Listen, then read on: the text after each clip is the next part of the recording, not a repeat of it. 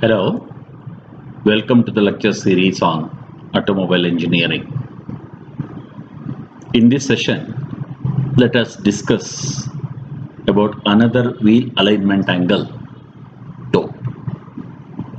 In the last session, we discussed about camber angle. Now, we will talk about toe. Basically, what is toe?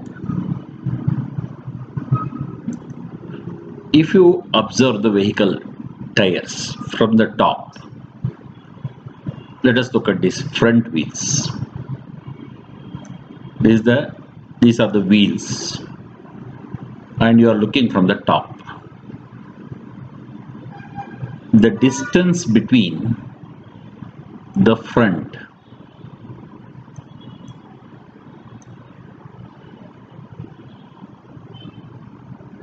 of the tires will not be the same as the distance in the rear of the wheels.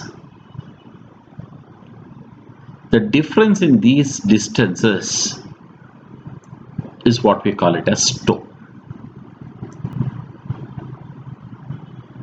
So you can define toe as is the difference in distance between the front and the rear of the tires. You know, we have rear wheel driven vehicles. Also, we have front wheel driven vehicles. In the rear wheel driven vehicles, in the static setting will be toe in. Means the distance at the front of the wheels is shorter than the distance between the tires at the rear. This is what we call it as a toe in condition. This distance is shorter than this distance. We call it as a toe in condition. We provide toe in settings. When the vehicle starts running, now due to various forces that act on the tire, make the tire diverge like that, and they will remain parallel while running. If at all, if in the initial setting itself, if they were parallel while running, they will start diverging like this. Then it will be very difficult to drive or steer the vehicle. So this is what we call it as toe in. In a front wheel driven vehicle, you can see the distance at the front of the wheels is longer than at the rear of the wheels. This is what we call it as a toe out conditions. It happens in the front wheel drive vehicles. If the static setting is toe out, while running, you have drive shafts here.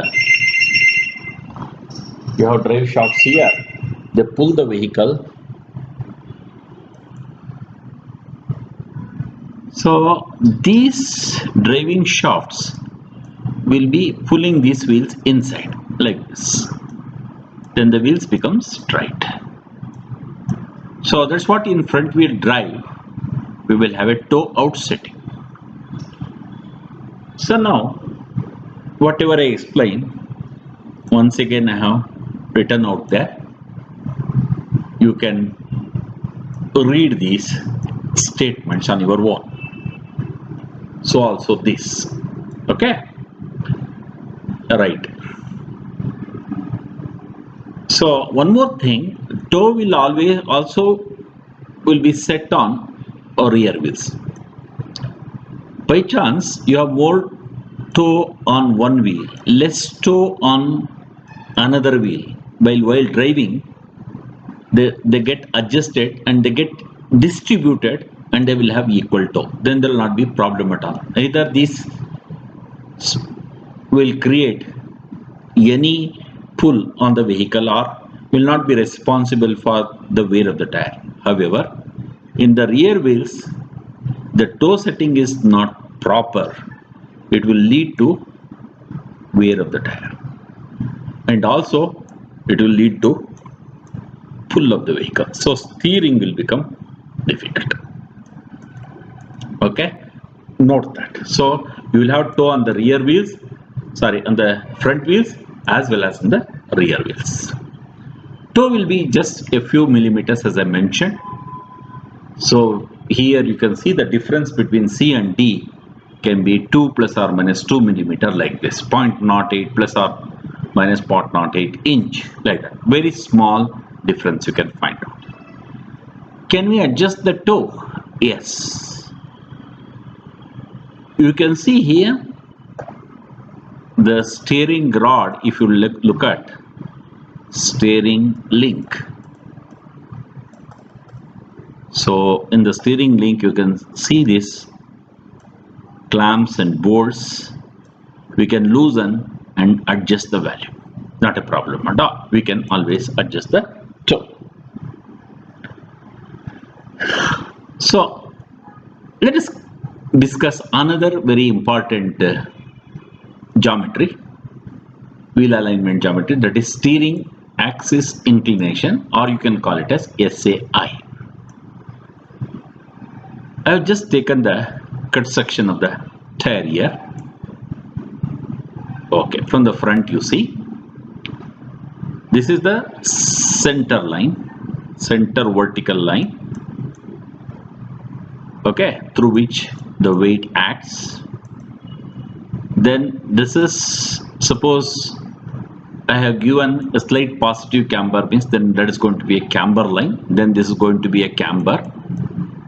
Okay, as I mentioned earlier, it is your steering knuckle,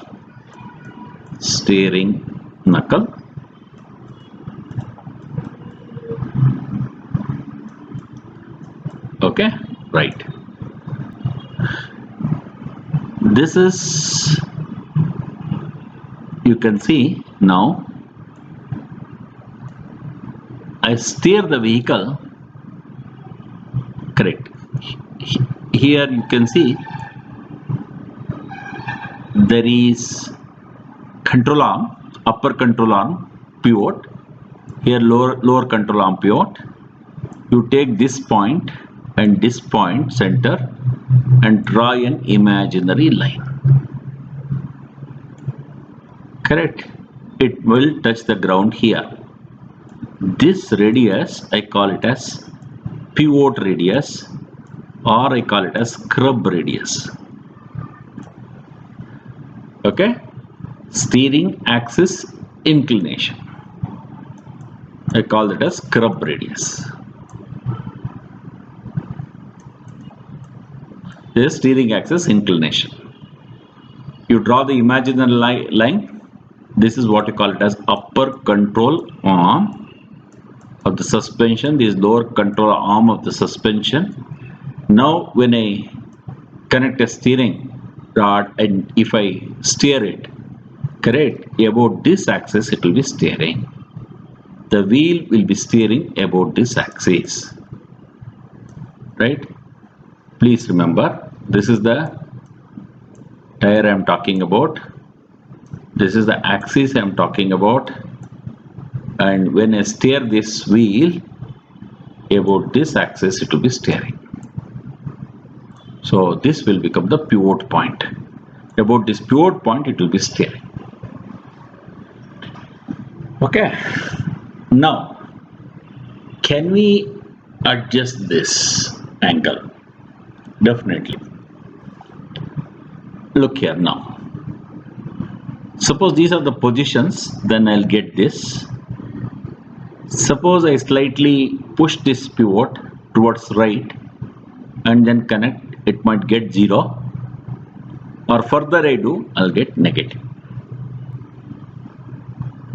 So this I can call it as positive scrub radius. I can call it as 0 scrub radius. This I can call it as negative scrub radius.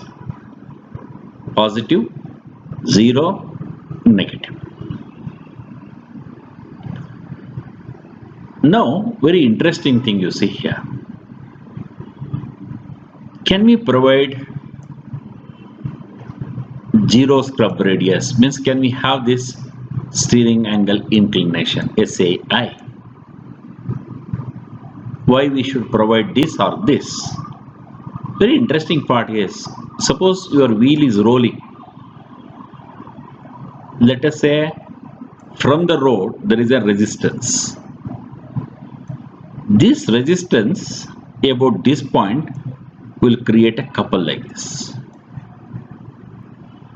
So that will be sensed at the steering wheel. So you can sense the road condition by this way. By chance, if I do like this, even the road resistance will be acting on the same line. It will not create any couple. But this, in this case, again it will create a couple. So definitely you will get the road feel at the steering wheel. Particularly you are driving this vehicle at the night, and many times you may not be able to see the road, so you will get the road feel. So it is better to provide either a positive scrub radius or negative scrub radius rather than zero scrub radius, and that is what you call it as the steering angle inclination. This will meet below the ground, this will meet above the ground, they are exactly at the ground, and this angle you can call it as steering axis inclination. Sometimes they call it as kingpin inclination also. Okay, now let us look at again the effect of this on the toe.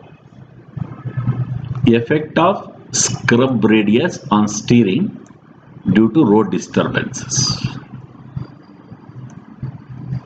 So as I said, I have provided positive scrub radius, positive. The vehicle is, say, rear wheel driven. So the vehicle is rolling like this, moving in the like this way. So then the road resistance will be acting at the center of the wheel. And this is the pivot point. So what happens is, it will make the wheel toe out like this. Correct?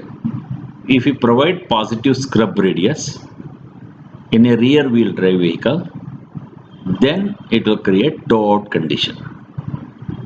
That is the reason during setting, static setting, toe in needs to be provided.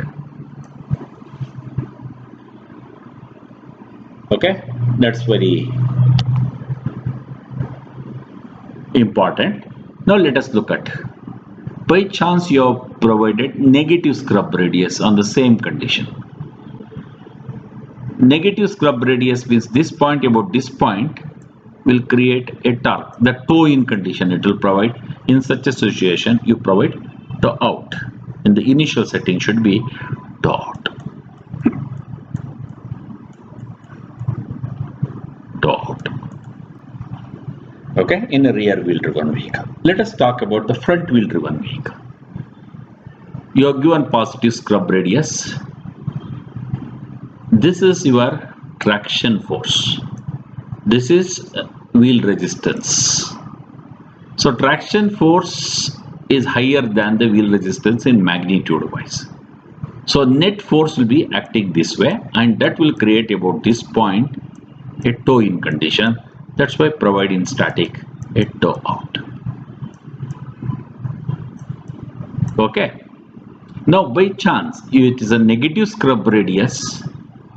You can observe here, this is creating this way clockwise moment. This will create an anti-clockwise moment and all that. This will lead to this magnitude is larger than this magnitude. It will create a toe out condition. Then we require toe in setting. So these are very important.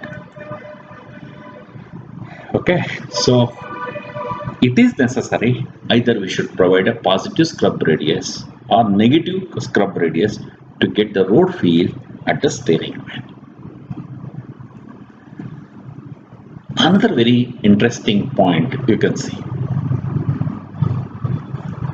what is the effect of the scrub radius during braking. Assume I have braked this vehicle. It's a rear wheel driven vehicle. Let us say I have braked this vehicle. This is the braking force. Correct? Now the question is, if by chance these are not equal, the force that is applied on a right wheel may not be equal to the left wheel. Then what happens? This force about this point is creating a couple. This force about this point is creating a couple. This is a clockwise couple. This is a counterclockwise couple. Clockwise couple is greater than counterclockwise couple. So what happens? The vehicle steer out like this. So negative scrub radius, it will steer out in the other direction. This danger is also there. Now by chance, if I have a split braking or something like that, diagonal split braking, you see here. So what is going to happen? By chance, it is going to create a couple counterclockwise direction couple, and this is the, because of the braking force, this is the reaction that will create a clockwise couple. If you have diagonally split brake and you are having what? Negative scrub radius you have, because about this is the effort, about this point it is turning. Negative scrub radius, diagonal split if you have, it will try to maintain the vehicle straight even during braking. So that way the vehicle will be more safe. Okay, so hope you have understood how exactly the scrub radius to are related, and the effect of positive scrub radius as well as negative scrub radius. So when to provide toe in and when to provide toe out settings in your vehicles, you must have been clear to you by now. So now another very important thing is the importance of scrub radius to get the road feel at the steering wheel. Also, how exactly it can make the vehicle stable in a diagonally split brake, also you must have understood. Another very important thing is, as you have seen, this is the vertical line, fine. Then this is what you have from the midpoint of the tire, you have drawn a line. And you know, yesterday we have understood, or in the previous video we have understood, this is what you call it as camber angle. Now this is what you call it as, you see here, from again this vertical line, this is what you have called it as steering axis inclination, SAE angle. So this put together I call it as the included angle. This much is SAI. Please have this arrow here. This is SAI and this is camber. Put together you can call it as included angle. Okay. So these are some of the angles that are very important in wheel alignment. Another very important angle that we have to study is the caster angle, that we study in the next session.